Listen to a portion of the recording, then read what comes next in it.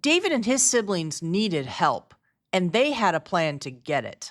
And we realized my mom was getting worse. And so the three of us decided that we had to run away if we were going to survive her. She might kill one of us. And so we're like, okay, we gotta get out of here.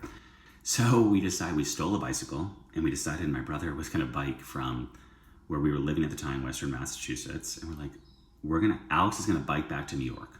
And we sent him off on a 10-speed girls' bike, women's bike with no brakes to bike back to New York from Western Mass. But the crazy thing is he made it.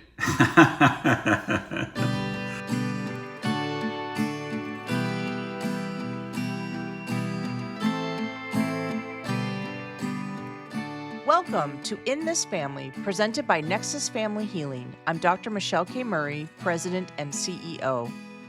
There are some things that parents need to provide for their children: food, shelter, clothing, education, stability, and love. But the reality is, not every family can provide all of those things. Economic reality can get in the way, and so can mental health issues.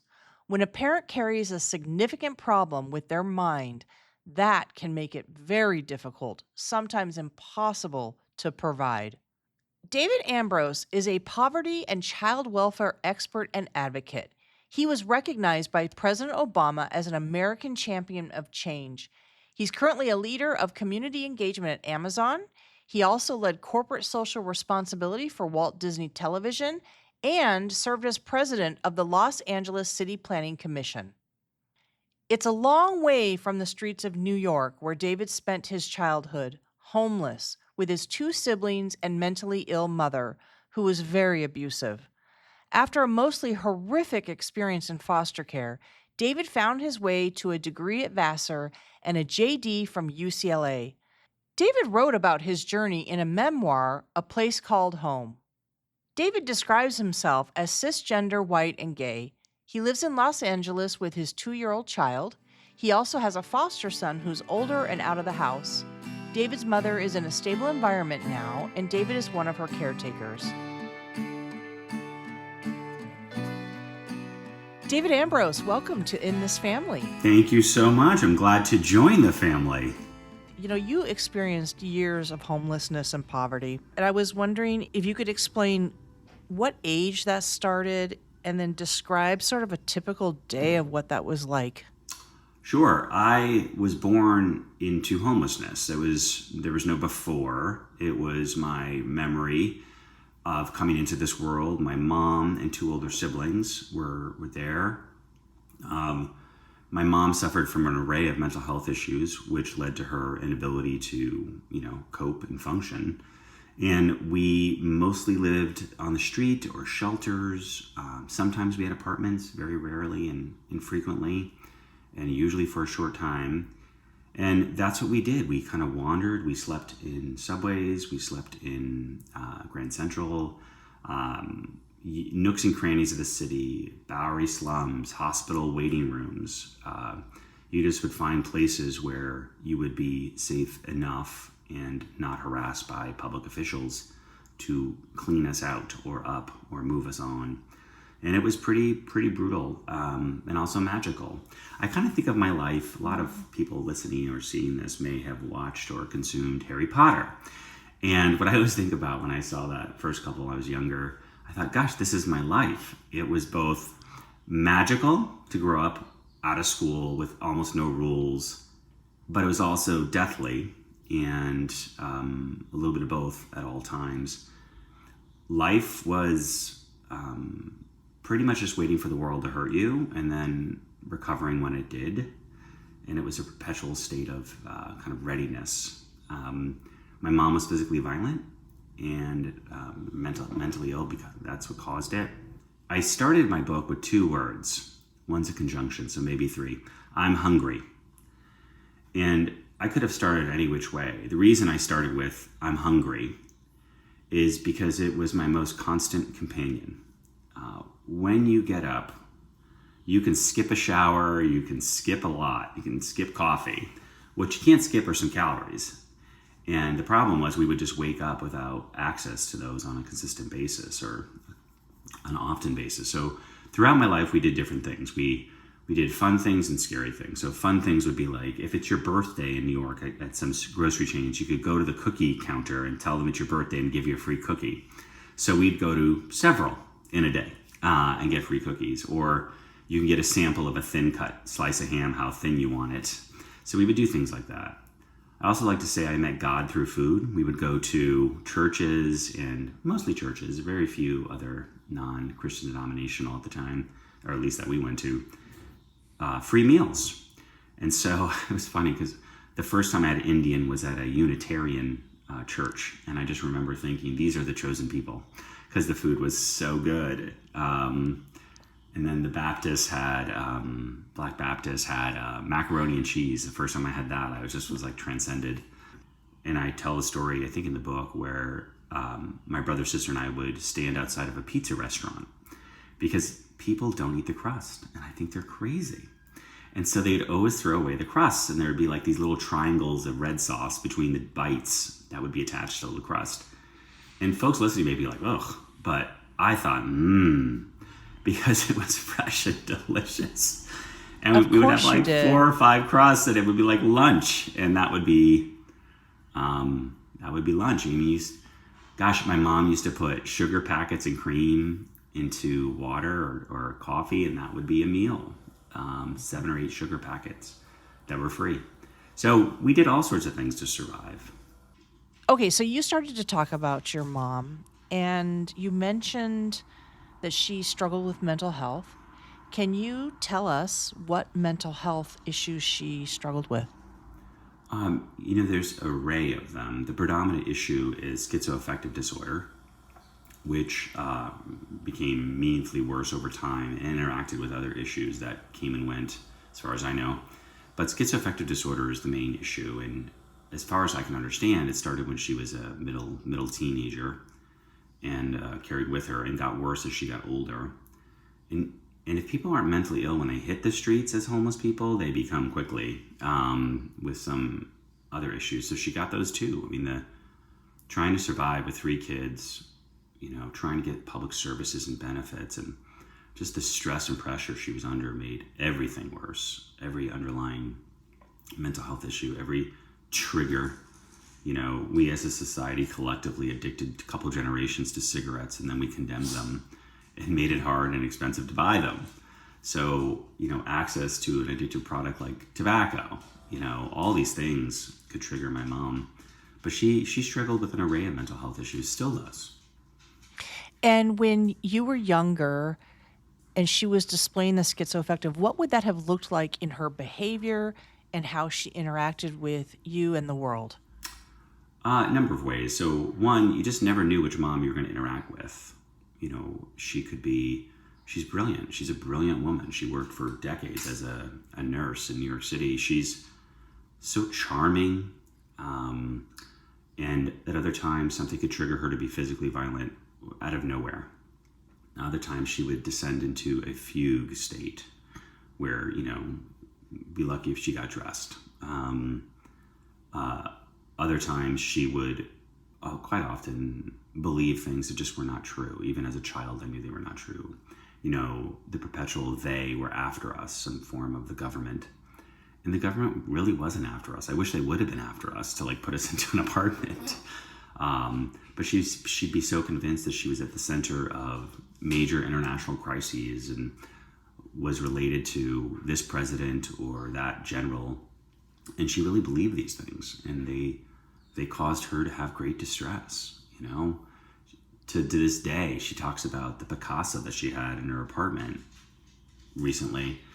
And it was a print from I don't even know, Target or something. And Mom, it was a print. And she's like, it's worth priceless. That's the inheritance for the kids. And she's not sitting there going, I'm going to make up something to, whatever. She believes it. Mm-hmm. And so it is deeply ingrained that she's been in this prison of fear and paranoia for, 60, 70 years. It's a pretty profound thing to watch over decades. But my mom is really smart, really funny when she wants to be. She has all these lines. I was going to go talk to a conference. I was in a keynote My mom is really funny. She said, well, you're going to mess it up. And I was like, Mom, I've been publicly speaking for a while. Like, I'm pretty good. Not arrogant, but like, I'm not afraid to speak in public. And she's like, well, when you mess it up, when the crap hits the fan, David, don't be in front of it smiling. And like, just have that mirror image in your head. Like, don't be in front of the fan when the crap hits the fan. Yeah. And I just thought that was so funny. I was like, I laughed out loud. I'm like, Mom, where do you come up with this stuff? So she can be all those things, but they're all true and they're all her. Okay, so your mom was also very abusive. Can you describe some of the typical things that she would do and why and when? The abuse manifests in many different forms. So I think we've spoken about the neglect and the inability to provide. And what I'm most struck by today is 2/3 of the kids entering foster care are there for neglect. So we criminalize poverty, we take the kids away, and then we're shocked when the kids perpetuate the problems they were born into. For my mom, there was all of that. But the cause of that was her mental illness and the violence that manifested from it. The way that I open my memoir is a dedication to my mom, who taught me to forgive. Because if my mom had breast cancer and was going through chemo and lost her hair, or had diabetes and had to take insulin, we wouldn't be mad at her for those actions. But my mom's loss of hair and injections of insulin was her physical violence or her inability to care for us. And it doesn't mean I, as a child, could articulate that, but I did understand it innately, which is why I was able to care for her and still do. For her, physical violence would be sometimes strategic, often random. So even as a young kid, we knew not to complain, whatever the complaint might be, or whine. And it could just trigger my mom, and she would overreact profoundly. It could be a punch or a slap or hit with something, but not like a suggestive one, but like a meteor hitting the earth, physical contact. Other times she would completely lose it, and she would beat us with whatever was at hand. Sometimes it could be, she wore clogs, and to this day I don't particularly care for clogs, wooden clogs. When I hear them, I'm just like, I look around. She would take it off and hit us with it. She would use whatever physical implements were at hand, and she was quite creative. She once took a curtain rod right off the wall, and then she would, in her worst moments, I tell the story in the book, where she threw me down a set of stairs. So my mom wasn't limited by imagination. She was really quite creative in what she would and did use to hit us, as did later on foster parents. So she had the excuse of her mental health, and the explanation, I should say. I think other adults did not, in my mind, have that reason. So she was something. But she also would say, I always thought about foster care as all the violence, almost none of the love. Because my mom was both violence and love. 3 of her children have advanced degrees and happy, healthy families. And we're good. And the only common thing we have, the common thread, is our mother. So you talk about forgiving, and where are you at with that? Oh my goodness. I think of forgiveness as like yoga or saving for retirement. You have to do it all the time. In life, I truly believe we're either serving or deserving of forgiveness. So my mom was my most important teacher in so many ways, but that lesson was from the start, because she was our life raft. And you could be grumpy that the life raft doesn't have comfortable seats, but it's a life raft on a big scary ocean. So she was that for us.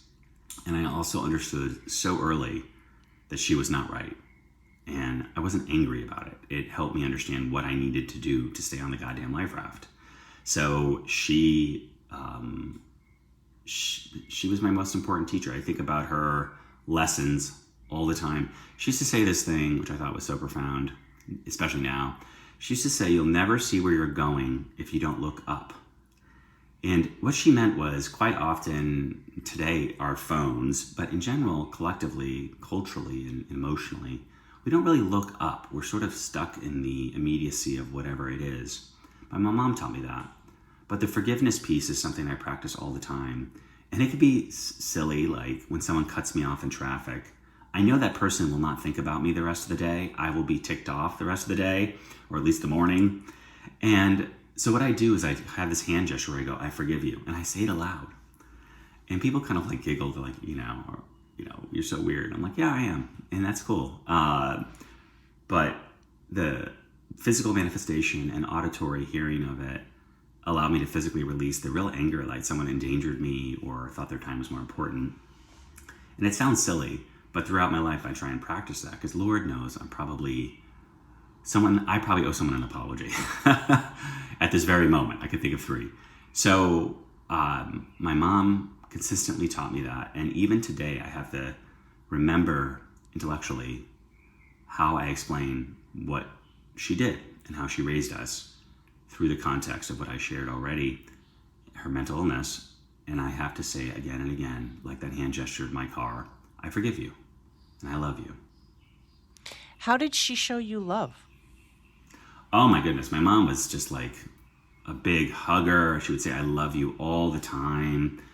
If you want to make my brother and sister laugh, be like, what am I, chopped liver? Just say that to them. Because my mom was very affectionate, in addition to everything else we've already shared, because that's kind of more an aberration. The love part for parents and mothers in particular are not. So people kind of focus on that. I understand. But my mom was also just very loving, very physically affectionate, very much like we would curl into her. She was a big, soft woman, and there was nothing more comfortable than my mom. And she would wear these pharmacy perfumes. I can still smell them all, like all these knockoffs of Chanel's and, all the stuff you buy at CVS or in our case, Dwayne Reed.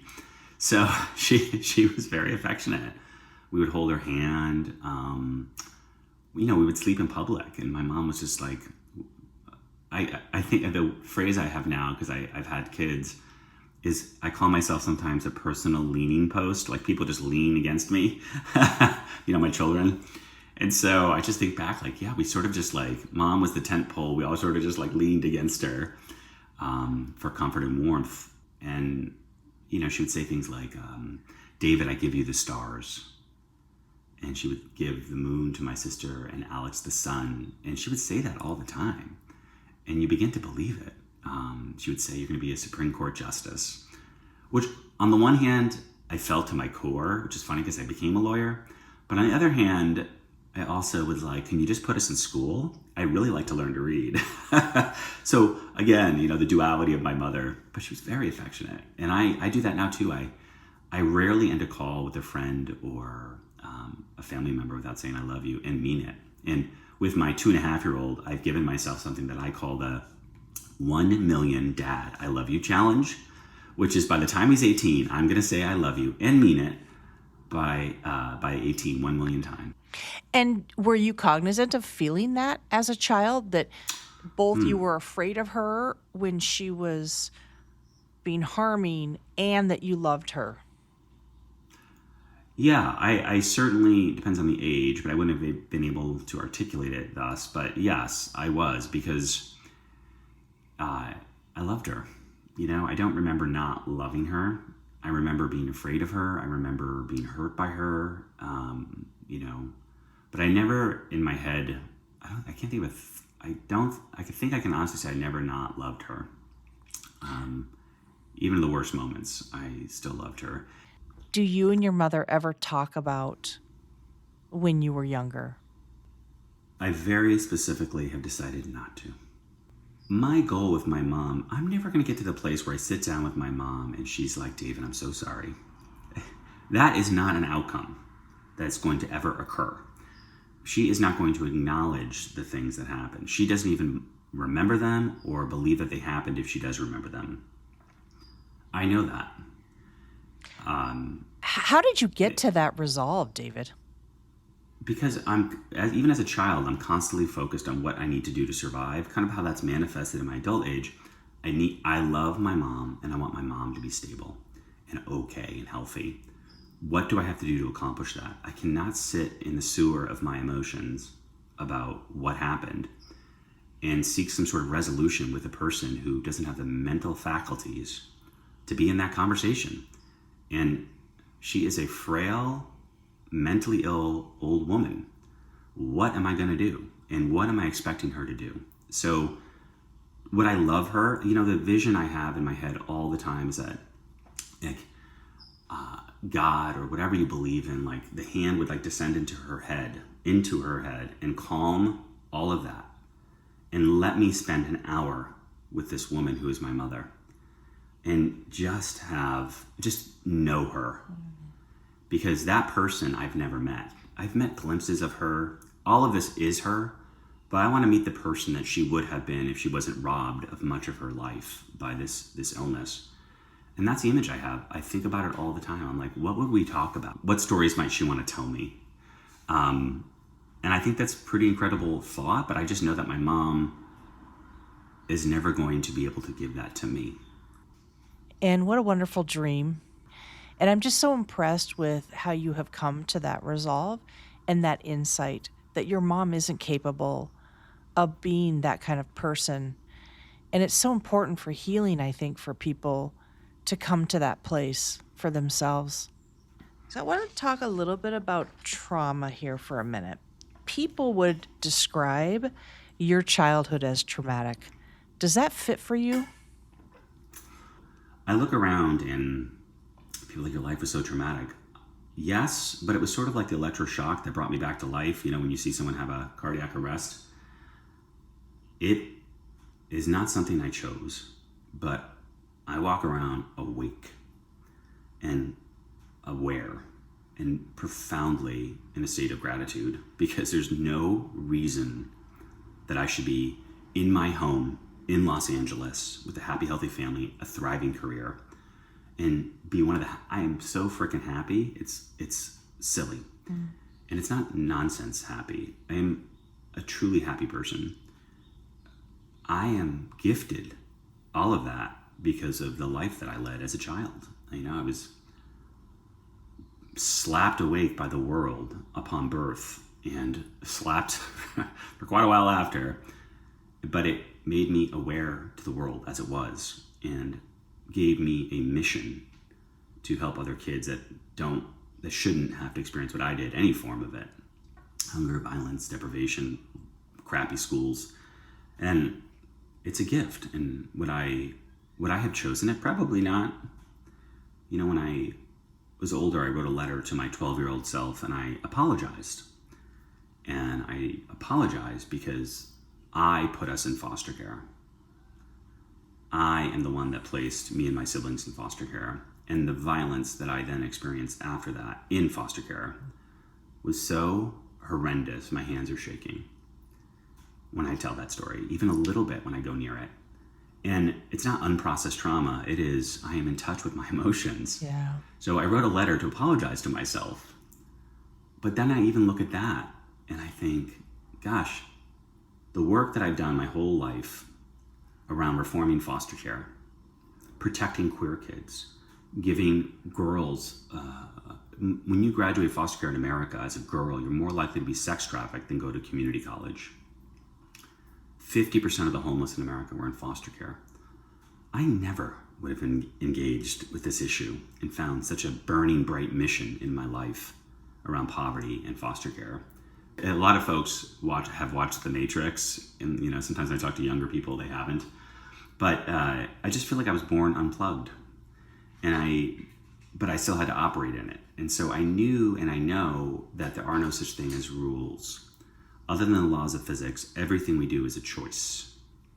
We are choosing to have 10 million kids in poverty. We are choosing these statistics. And I want us to make a different choice. And so my agency comes from the fact that I was born awake to the world as it is, and with the belief that I could change it. So I consider it a gift. It is an expensive gift that I paid dearly for, but nonetheless, it's a gift. One definition of trauma is that it is a result of someone fearing for their life and knowing that they actually could die. Have you had that kind of traumatic experience in your life? Oh my goodness, many times. Yeah. Can you give us a couple Yes. examples? When I was really, really young, I remember, and I opened up my memoir with this story, the first time I thought I would die was I was around 4 or 5. And we could talk about time, poverty, and homelessness, because time operates on a different function. But we were cleaned out. We were living at Grand Central, and once in a while they would come through and, get rid of the homeless, clean them out. So we started walking, and my mom entered one of her states where she just was completely on a different plane of existence. And we just started walking. We used to walk all night, all the time. Just walk, because there was no safe space to stop at night. And it was always more dangerous at night. So we started walking I didn't have the right clothes on. We were freezing. I was starving. If anyone's is listening, has experienced like hypothermia, there's different levels of hypothermia. And I've learned this as an adult. And we were experiencing exposure to freezing temperatures for hours while being undernourished and having various ailments. And we came close to dying that night, and I knew it. I couldn't have said, oh, I'm gonna die, but I knew to my core that my mom, wherever the hell she was, in her mind, I needed her because I didn't know what to do, and she was not steering the ship. So I had to break through her fugue and get to her to take us somewhere, because it was a holiday and everything was closed. And so I needed her and her faculties. But I remember, I look back and I understand what I felt that night. It's one of my earliest memories, was the fear of death. I do not want to die like this. And that's what I thought was going to happen that night.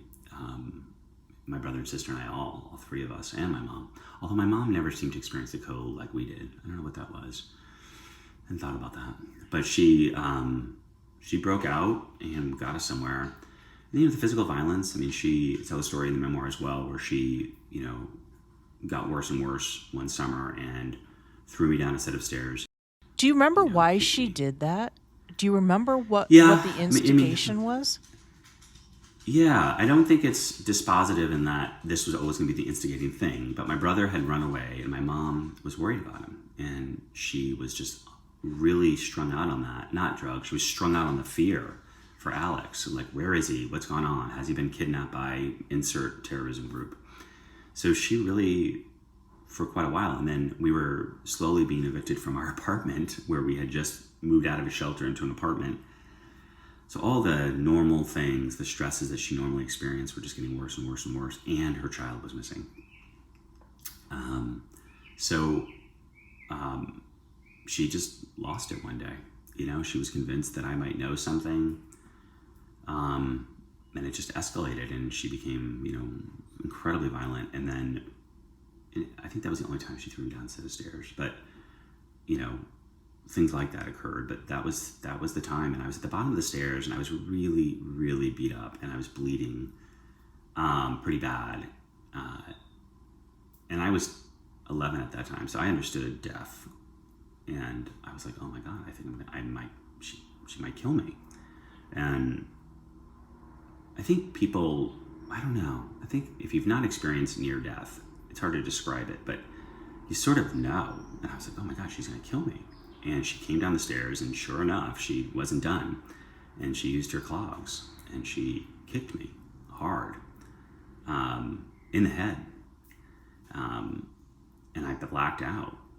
And I came to, and I'm like, I'm bleeding all over my body. I know I have internal injuries. I wouldn't have said the word internal injuries. I would have said something's wrong inside. Mm-hmm. And I thought, oh my gosh, she's killing me. This is it. And I'm like, I do not want to die. So there's been moments with her where, in society, like I told the first story, where I came very close, and I think about those things where I'm like, oh, this could have gone a different way.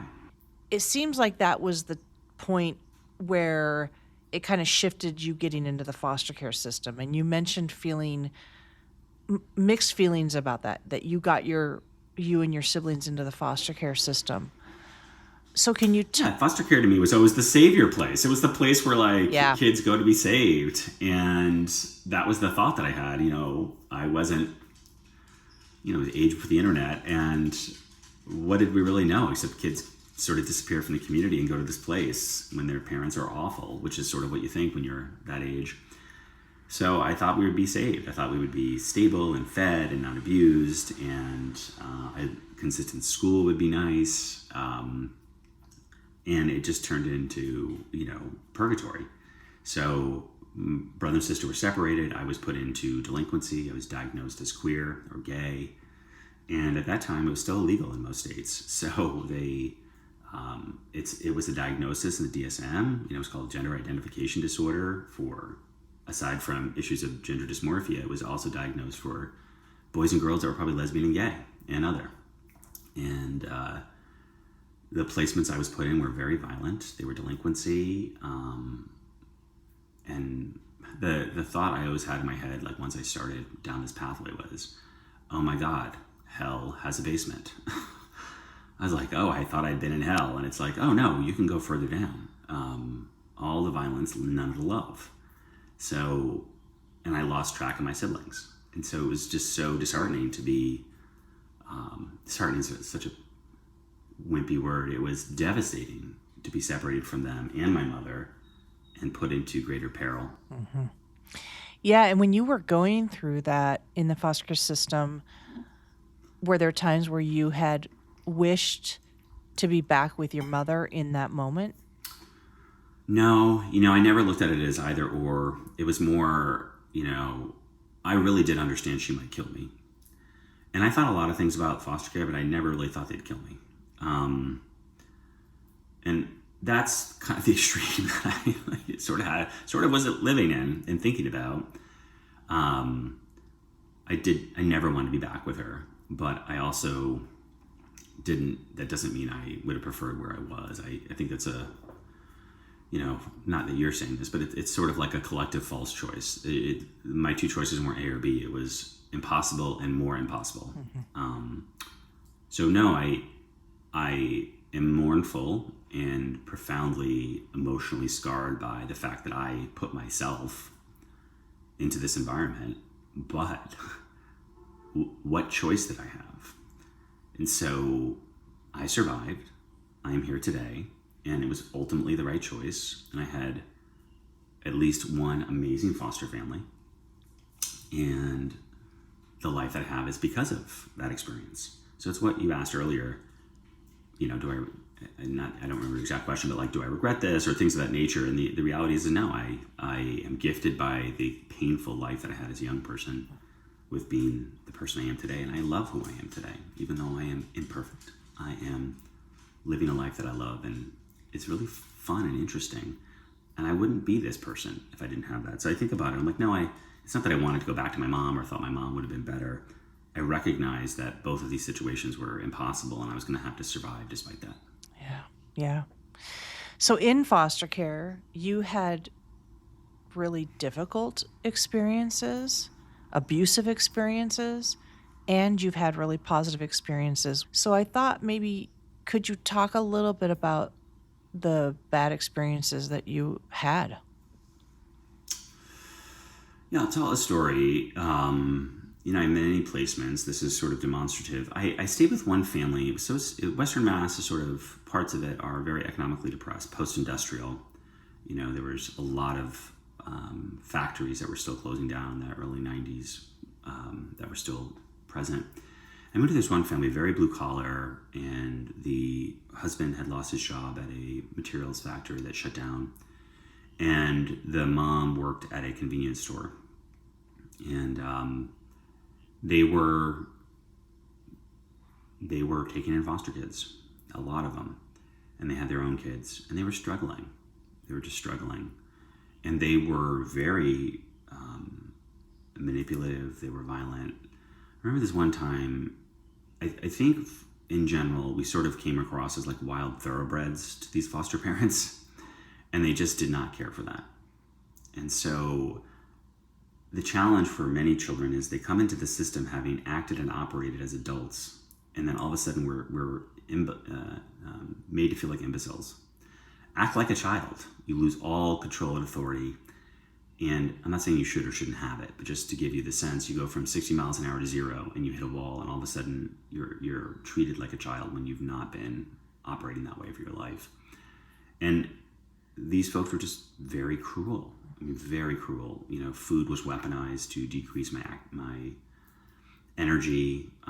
In other words, I was starved and called fat. It was one time I had to hang the laundry, and it was winter, and I was freezing, and she just made me do it, and it was so psychological. Like, the laundry doesn't dry when it's frozen. Physical labor. I was butched up through, that was part of the therapy, was to make me more masculine. They had me dug out a pool and cleared swampland, like just crazy stuff. Rented me out for labor to, construction companies, just crazy stuff that happened. And that was just my normal. And, they were an example of what I experienced. Some foster parents weren't that bad. Some were meh. One was great. But it was a lot of not great parenting, cruel, psychologically and physically abusive. And until I found one set, I experienced that nonstop for years in a row. Do you know if that foster family ever got shut down from fostering youth? No. As I understood it, they lost their, if I'm going to say this correctly, they lost their license to operate for older foster kids, but they're still allowed to take in younger. Wow. And it sounds terrible. What's terrible is public indifference for most of the people listening who don't foster. We are much worse than those people. We are responsible for me being abused. Because if one person listening becomes a foster parent in their community, this will happen less. And instead, we sort of judge those people. I don't judge those people. I don't have ill will. At the very least, they did something, kept me alive. And it's sort of how you talk about forgiveness. I sort of am like, it was what it was.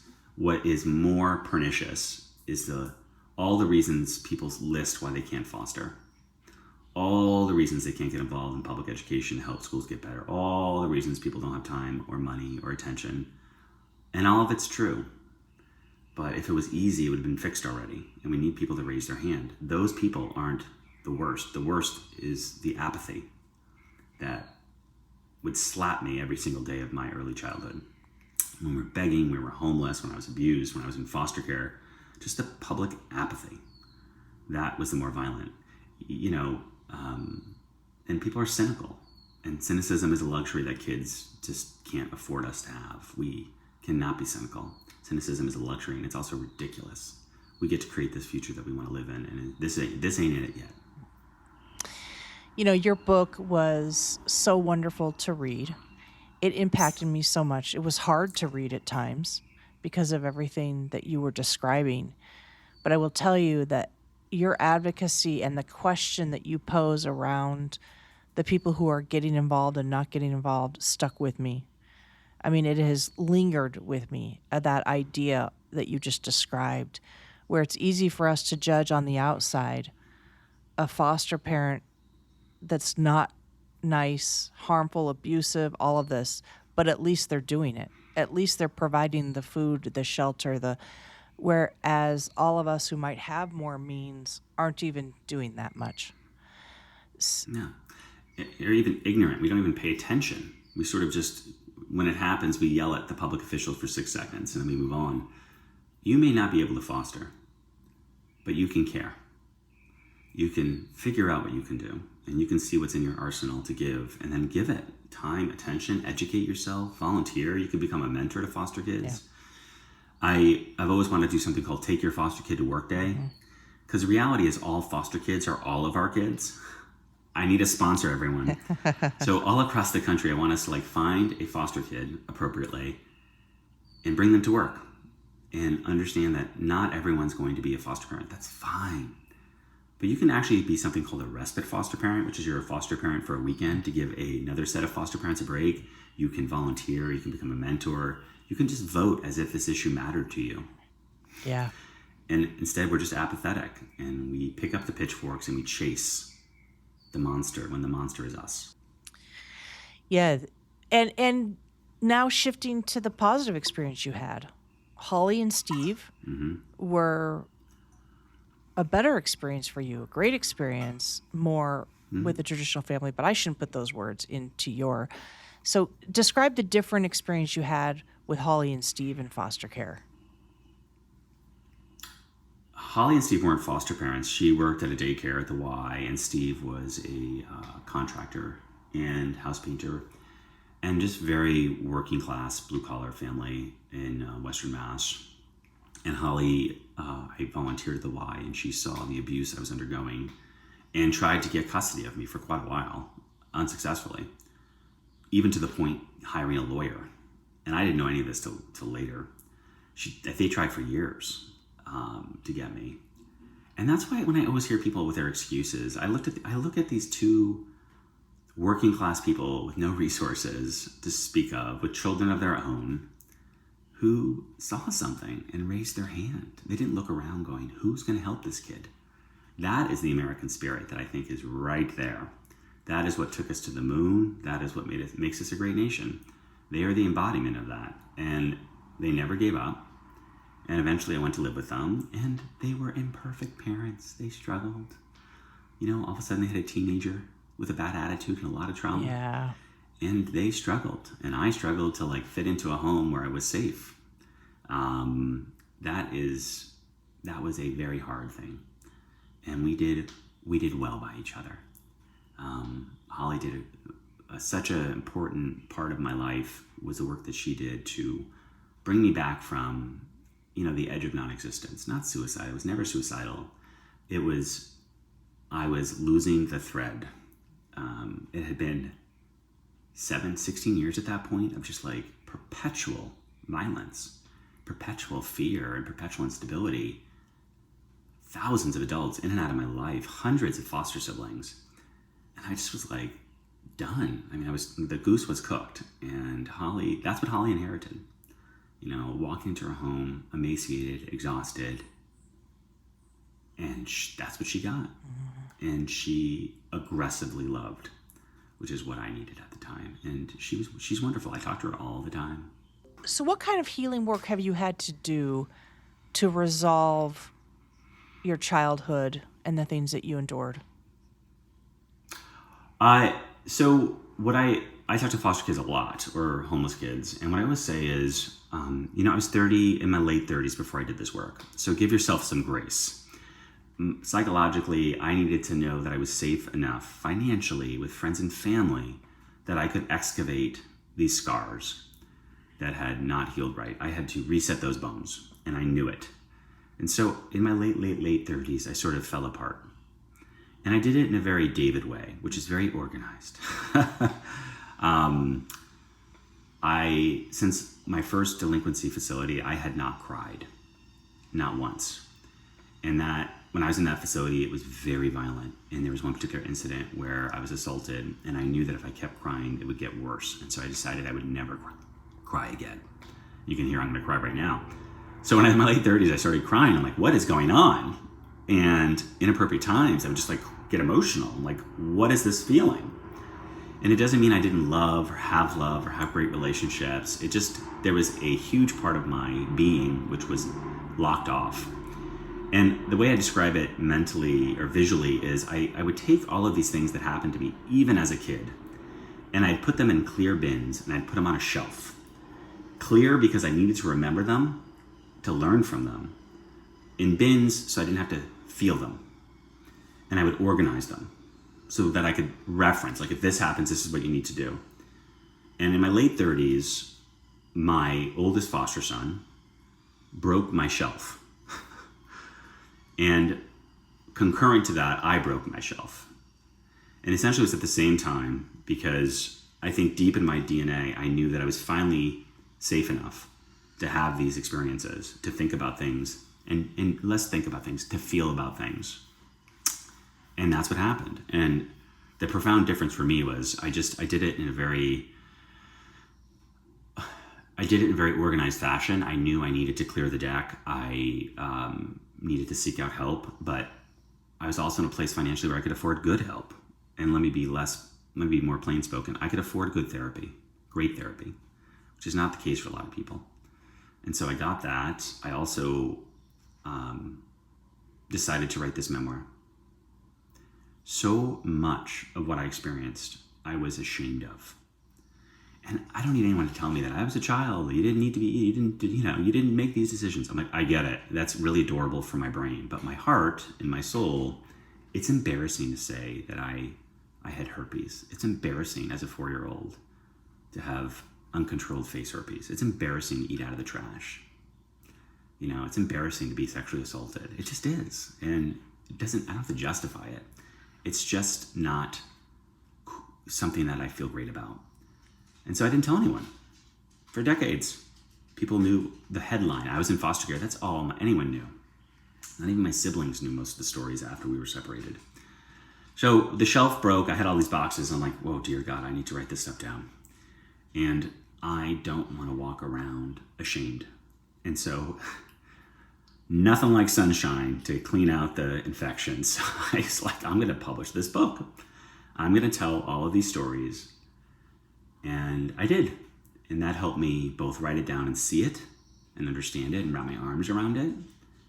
And also, it's a little awkward when I go on dates now, but other than that, it's been very therapeutic to have it all out there. There's really very little that people don't know about my first 21 years of my life. And that allowed me to build on it. So do those scars ever poke their head back in right now? Oh, goodness. Oh, interesting question.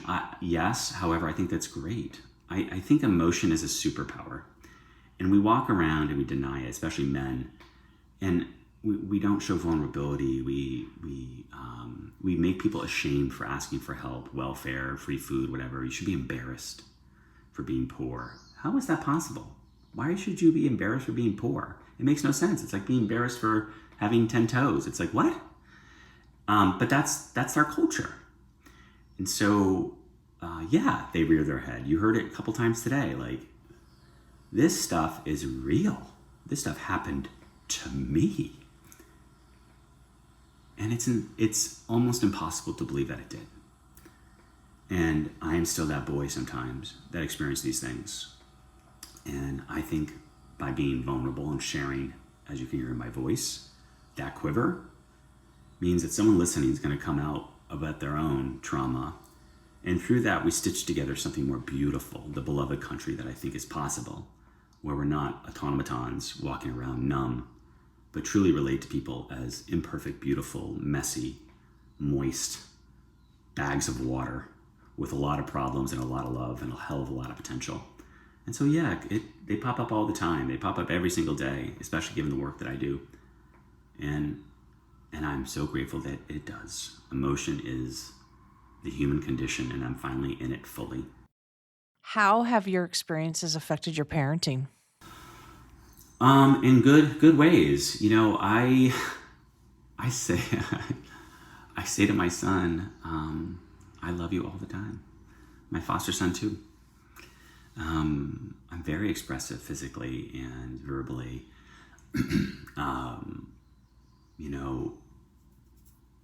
I think that's the root of so much. And your mom taught you that. Damn right. And Holly taught me that. And when I moved to Spain, my mom there taught me that. And my sister taught me that later in life. All women. Interesting. Yeah, I think we can. That is interesting. Well, poverty is women's work in this country. Disproportionately impacts women. My mom taught me that, and it definitely affected the way I live. The other piece is I was functionally illiterate for much of my life, and I did not go to school. And I have a doctorate. My sister is in a PhD program with a master's already, and my brother has an MBA. It's great. I do not have my children in some sort of pressure cooker to achieve. I'm super proud of them. My oldest foster son went to Berkeley and Cornell and has a PhD. I didn't put him in that pressure cooker. I knew that with love and direction, he would achieve what he's going to achieve. And do I want my son, my youngest, to go to college? Sure, I loved college. But I don't feel that, I think, insane pressure we are collectively putting on our children right now to start them at 3, like, you've got to learn. Of course I want them to learn. But I was gifted the experience that I did the direct opposite of everyone's parenting methods, and I did okay. So I look at my son, I'm like, I'm going to give you this like loving, safe, firm place where you're going to grow into whatever the hell you're going to be. And that's going to be just pretty amazing to watch. And kind of, I sort of like, you can steer, but you can't shape. I don't know, that's not the right word. There's only so much you can do to create this little human. And I'm going to give him all the love, none of the violence that my mom gave me, and the high expectation with love that you can achieve anything. And that's what she gifted me, and that's what I'm giving my children. And I saw my sister do it. Like, my sister and brother had kids a decade before I did, a baby. And even my foster son, my sister was already a mom. And I just saw, and I was like, oh, gosh, they're not carrying any of that crap forward. How are they doing that? And their kids are remarkable. And so I learned from them too. And Holly, like, geez, she has 2 daughters. They're freaking amazing. They're amazing. So I have great examples, and I carry from all of them into the way that I am a parent. And it's maybe more forgiving for my mom, even more so, because this is really hard. And I have money, and I have resources, and I have my mental health. This woman raised 3 kids homeless. David Ambroz, thank you so much. This is incredible. Really appreciate it. Thank you, Michelle. And in closing, can you tell people where they can find you, where they can get involved? Certainly. So I would love folks to find me, LinkedIn or Instagram. Instagram I'm very active on. And the thing I try and do on Instagram is amplify positive stories. We all know the armpit of the negativity. What I try to do is to stitch together and amplify. So find me on Instagram, HJDAMBROZ, and then we'll put it in the show notes. But find me there and tag me in the stories you post that aren't always awful. Please read the book. It's available at your public library. It's available everywhere. It's available on Amazon. It's available at Goodreads. Like, you can find it anywhere. In This Family is presented by Nexus Family Healing, a national nonprofit mental health organization. You can learn more about Nexus and how to support our mission at nexusfamilyhealing.org. The show is produced by John Lowe with music from Jeremy Messersmith. If you liked what you heard, be sure to subscribe, rate, and write a review. I'm Dr. Michelle K. Murray. See you next time.